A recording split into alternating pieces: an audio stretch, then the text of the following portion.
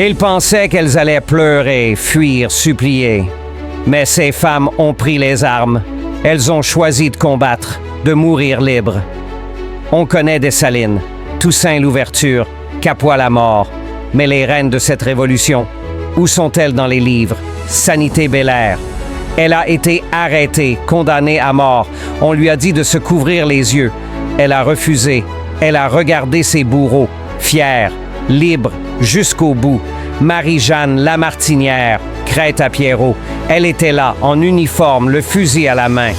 Elle a tenu sa position comme un soldat, mieux qu'un soldat. Cécile Fatiman, c'est elle qui a conduit la cérémonie de Bois Caïman, la prêtresse, celle qui a éveillé les âmes, celle qui a donné naissance à la Révolution. De Fil la folle, on l'appelait folle, mais elle a ramassé le corps mutilé de Dessalines pour lui offrir une sépulture digne. Elle a pleuré un roi qu'elle avait choisi. Toya Mantou, la tante de Dessalines, une Amazone venue du Dahomey. C'est elle qui l'a formé, qui l'a endurci, qui lui a appris à ne jamais plier. Victoria Montou, elle s'est battue jusqu'à 70 ans. Une femme de feu au cœur de la guerre. Esclave devenue combattante. Elle a prouvé que la liberté n'a pas d'âge. Marie-Claire, heureuse. Félicité Bonheur, épouse d'Henri Christophe, mais surtout femme du peuple.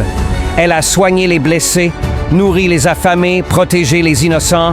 Elle a résisté à sa manière, avec compassion et courage, et combien d'autres, combien de femmes restées anonymes qui ont espionné, saboté, soigné, combattu, aimé la liberté au point d'en mourir.